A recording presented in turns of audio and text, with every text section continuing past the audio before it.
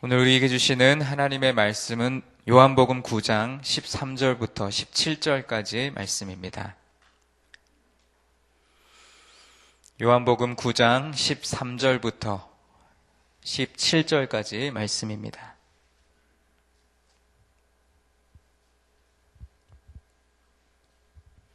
우리 대부분 다 찾으신 줄로 알고 우리 13절부터 17절까지의 말씀을 다 함께 봉독하겠습니다. 그들이 전에 맹인이었던 사람을 데리고 바리새인들에게 갔더라. 예수께서 진흙을 이겨 눈을 뜨게 하신 날은 안식일이라. 그러므로 바리새인들도 그가 어떻게 보게 되었는지를 물으니 이르되 그 사람이 진흙을 내 눈에 바르매 내가 씻고 보나이다 하니, 바리새인 중에 어떤 사람은 말하되 이 사람이 안식일을 지키지 아니하니 하나님께로부터 온 자가 아니라 하며, 어떤 사람은 말하되 죄인으로서 어떻게 이러한 표적을 행하겠느냐 하여 그들 중에 분쟁이 있었더니, 이에 맹인되었던 자에게 다시 묻되 그 사람이 내 눈을 뜨게 하였으니 너는 그를 어떠한 사람이라 하느냐? 대답하되 선지자니이다 하니. 아멘. 우리는 이번 주간 월요일부터 또 계속해서 요한복음 9장 말씀을 새벽마다 묵상하면서 계속해서 월요일, 화요일, 수요일, 이제 오늘에 이르기까지 날 때부터 맹인이었던 이 사람이 예수님의 기적과도 같은 치유의 그 은혜를 입은 모습을 이렇게 보아오고 있습니다. 우리가 흔히 드라마나 어떤 영화를 보면 영화나 드라마의 어떤 스토리가 계속해서 어떤 좋고 또 기쁘고 또 아름다운 모습들만 이어지는 것이 아니죠.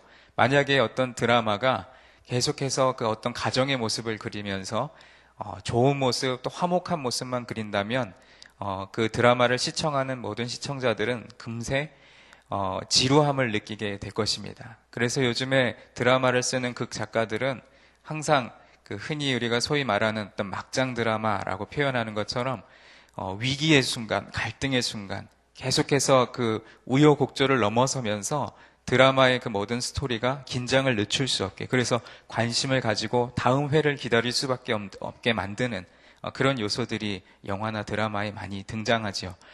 우리가 계속해서 묵상하고 있는 이 요한복음 9장의 말씀도 사실 어쩌면 오늘 이 13절 말씀 이전과 이후가 그런 모습인지도 모르겠습니다.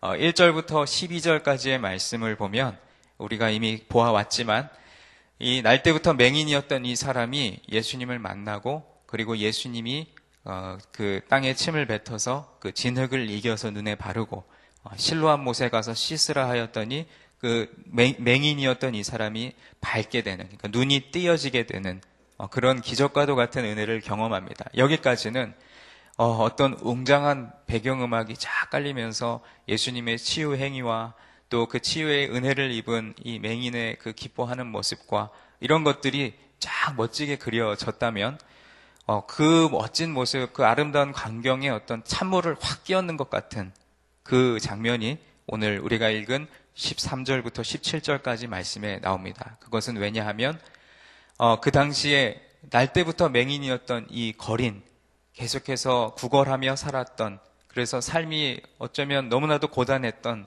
이 사람이 이제 보게 된 것이 이 사람에게도 기쁜 일이었지만 그 당시에 그 모든 이웃, 그 주변에 있던 많은 사람들에게도 너무나도 놀라운 소식이었을 것입니다.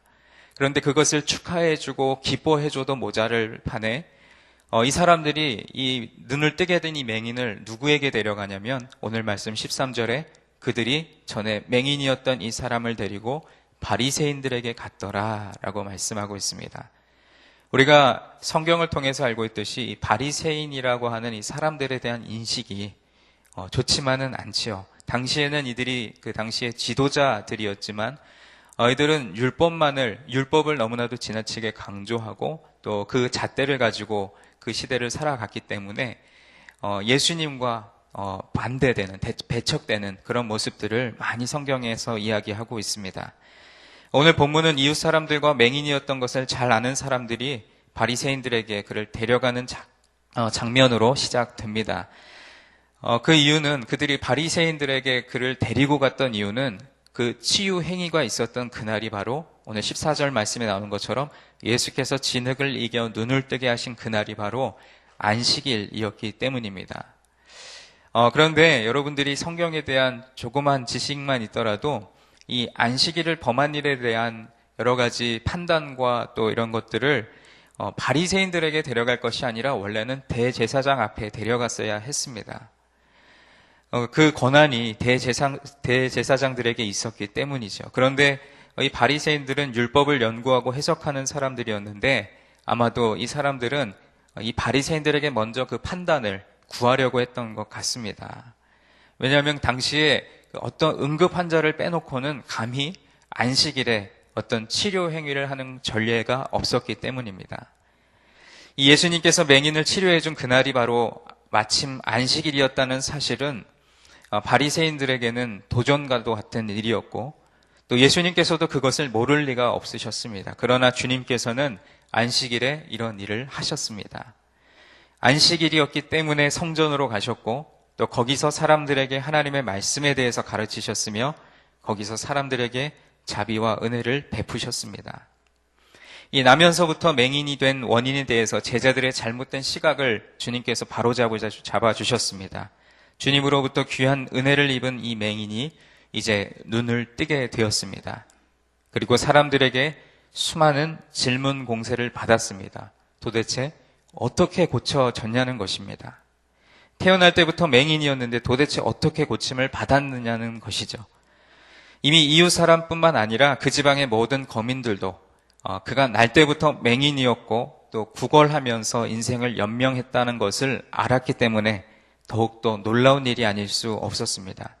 그는 적어도 이 치료받은 이 일로 인해서 3차례 정도 질문을 받게 됩니다. 그것이 오늘 이후에 15절, 16절, 17절에 나오는데 먼저 첫 번째 질문은 그가 치유받은 것에 대해서 반신반의하는 이웃 사람들의 질문이었습니다. 그 질문은 아주 간단했습니다. 그 질문에 대해서는 그저 사실대로 말하면 되기 때문이었습니다.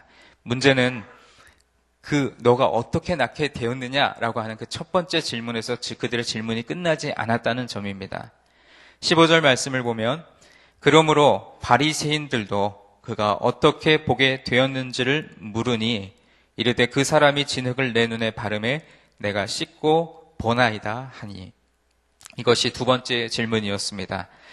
맹인이었다가 눈을 뜬 사람에게 바리새인들이 너가 도대체 어떻게 보게 되었느냐라고 물은 것입니다. 그들은 당시에 하나님의 아들이라는 사람이 나타나서 많은 이적과 기사들을 행하면서 그것을 입증하고 있는 그런 사태에 직면해서 그 예수라고 하는 그 인물이 이 바리새인들에게는 여간 골치 아픈 존재가 아니었고 그분께서 그리스도시라는 것을 많은 사람들이 믿지 못하도록 하기 위해서 가능한 모든 조치를 취하고 있었습니다. 바리새인들이 그 맹인에게 어떻게 보게 되었느냐고 물은 것은 그것을 정말 왜 그렇게 되었고 어떻게 낳게 되었는지를 알고 싶어서 물었다기보다는 예수 그리스도를 부인할 수 있는 꼬투리를 잡아내기 위해서 아주 그런 계략을 가지고 질문을 한 것이죠. 그런데 이 사람은 자기가 낳게 된 그 사실을 곧대로 증언합니다. 그 사람이 진흙을 내 눈에 바르매 내가 씻고 보나이다.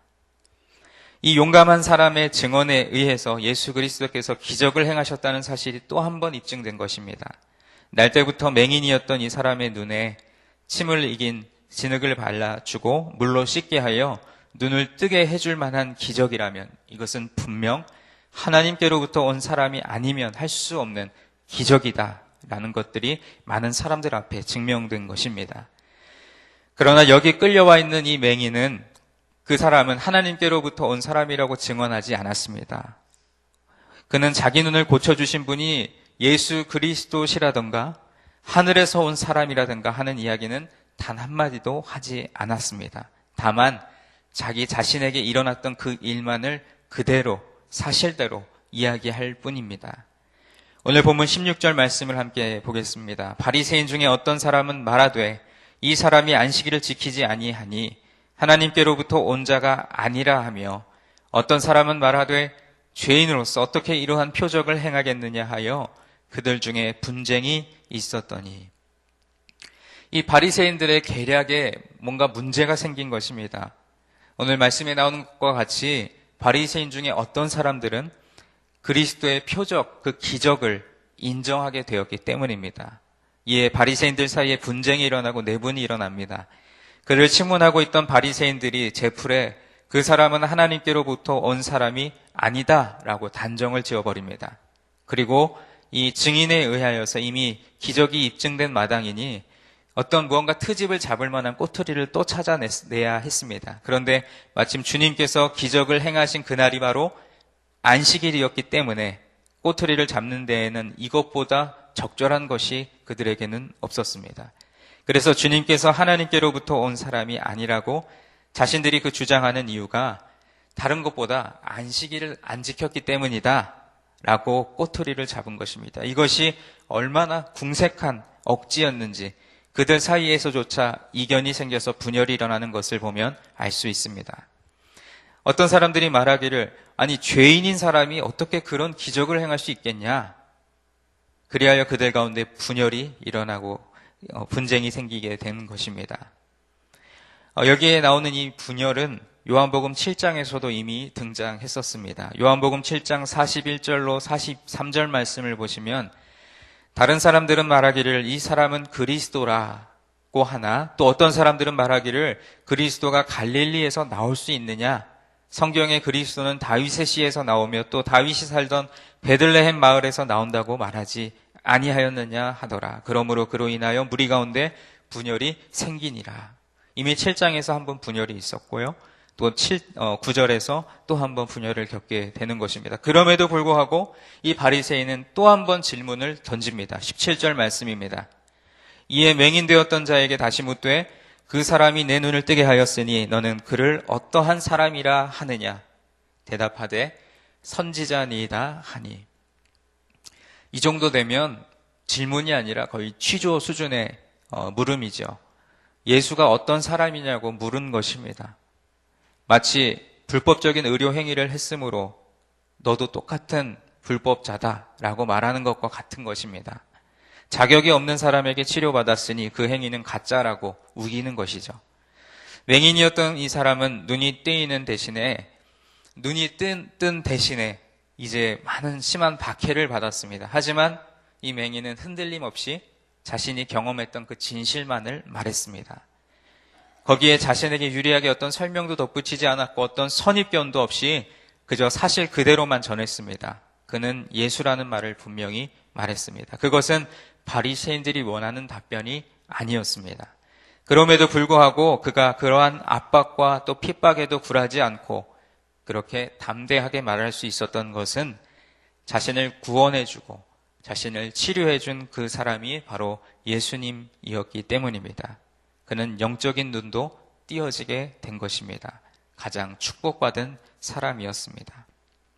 사랑하는 성도 여러분, 오늘 이 새벽에 주님 전에 나와 말씀을 듣고 또 기도하기를 원하는 여러분의 마음은 어떻습니까?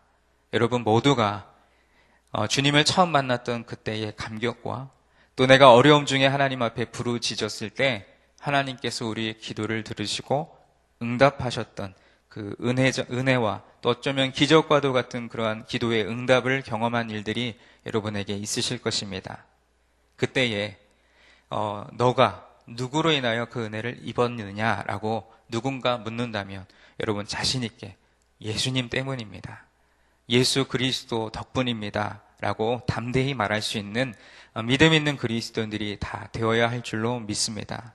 당시에 바리새인들은 그 사회 지도자들이었습니다. 그렇다면 날 때부터 맹인이었던 이 사람이 눈을 뜨게 된 것을 축하해주고 어쩌면 잔치를 벌여줘도 모자랄 판이었는데 오히려 그를 윽박지르고 또 취조하면서 그 거짓 증언을 유도하기에 바빴습니다. 그들의 목적은 오직 예수에게 흠집을 내는 것이었기 때문입니다.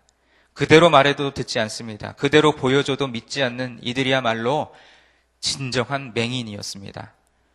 이런 맹인과도 같은 이러한 사람들, 진정으로 보지 못하는 이들이 지도자라는 이 사실은 참으로 안타까운 일이죠. 우리말 속담에 사촌이 논을 사면 배가 아프다는 말이 있죠. 누군가 잘 되면 기뻐하고 축하해 줘야 하는데 우리 마음에는 오히려 그것을 흠집내고 헐뜯으려고 하는 마음이 우리 마음속 깊이 도사리고 있습니다. 그 마음을 가진 자가 바로 다른 사람이 아니라 그저 성경에 나온 바리새인들이 아니라 바로 내가 오늘날 이 시대를 살아가고 있는 내가 이 바리새인 못지않은 그러한 아주 완악한 마음을 가지고 있다라는 사실을 우리가 잊지 않았으면 좋겠습니다. 오늘 이 새벽에 우리가 영적인 눈을 뜨고 여러 가지 유혹과 시험과 또 핍박으로부터 우리가 예수님만을 의지할 수 있고 그리고 예수님만이 우리의 길이요 진리요 빛이시다라는 고백이 우리의 삶을 통해서 증거되어지기를 간절히 소원합니다.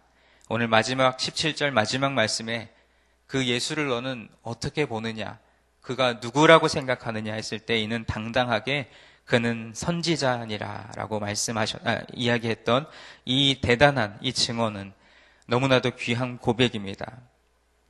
이 증인은 사람들에게 질문을 한 번, 두 번, 세 번 받는 동안 이 사람 마음속에 사실은 처음에 이만큼 소신이 굳어지지 않았지만 질문을 들으면 들을수록 생각하면 생각할수록 내가 치유된 이것이 정말로 하나님의 아들 예수 그리스도가 아니고서는 할 수 없는 일이었다는 사실이 마음속에 믿어지기 시작했습니다.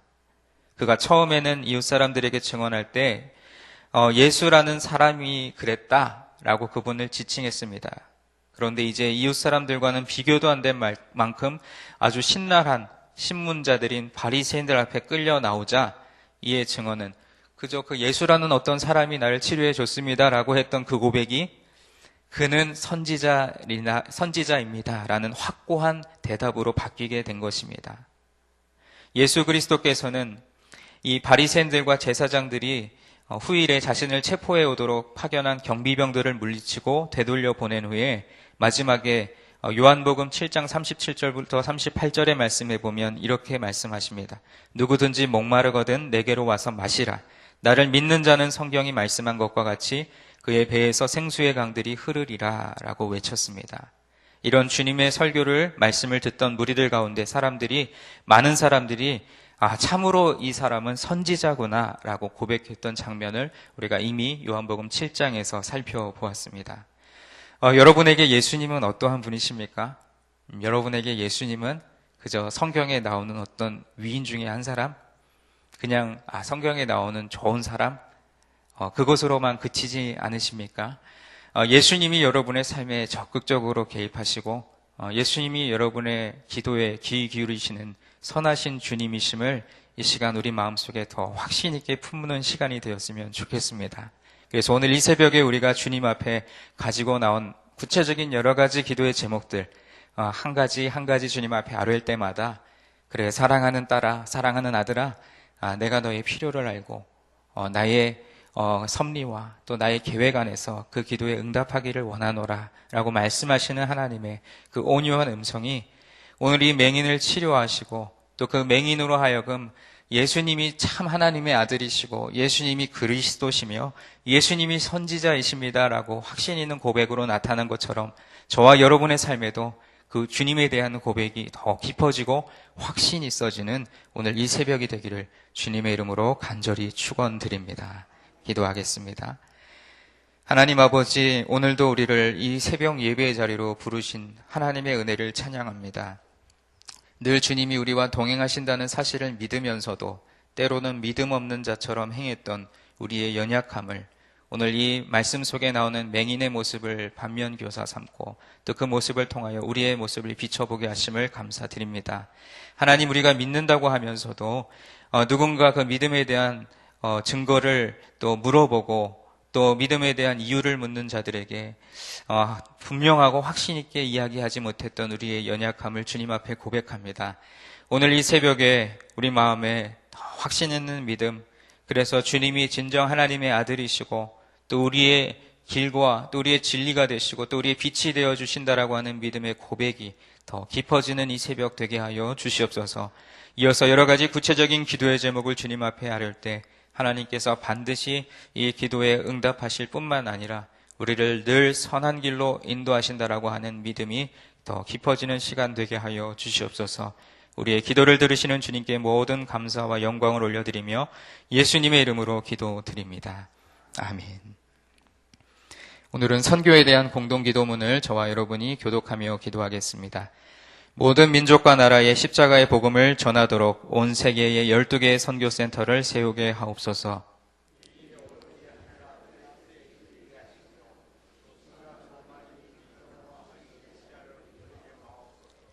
성경에 기록된 약속대로 주님께서 다시 오실 때까지 이 아름다운 발걸음이 강물처럼 들불처럼 이어지게 하시고 주님 뜻이면 어디든 순종하며 나아가는 선교 공동체이게 하옵소서. 한 사람을 사랑하고 찾으시는 하늘아버지의 마음이게 하옵소서. 아멘. 주기도문 하시겠습니다. 하늘에 계신 우리 아버지, 아버지의 이름을 거룩하게 하시며 아버지의 나라가 오게 하시며 아버지의 뜻이 하늘에서와 같이 땅에서도 이루어지게 하소서. 오늘 우리에게 일용할 양식을 주시고 우리가 우리에게 잘못한 사람을 용서하여 준 것 같이 우리 죄를 용서하여 주시고 우리를 시험에 빠지지 않게 하시고 악에서 구하소서. 나라와 권능과 영광이 영원히 아버지의 것입니다. 아멘. 지금 들은 말씀이 내 삶으로 이어지게 하옵소서. 또 계속 진행되고 있는 교구 대신방을 통해 각 구역과 가정에 하나님의 은혜가 충만하게 하소서. 전도폭발 훈련 9기 수료자들이 다음 기수 훈련자로 잘 세워지게 하소서. 성경 2000통독 꿈송 페스티벌 말씀 묵상으로 말씀의 은혜가 깊어지게 하소서. 돌아오는 주일 VIP 초청 예배를 준비하는 6교구와 9교구가 영혼 구원의 열매를 맺게 하소서. 또 북미 선교부 캐나다 선교에 동참하는 분들이 기도로 잘 준비되게 하옵소서.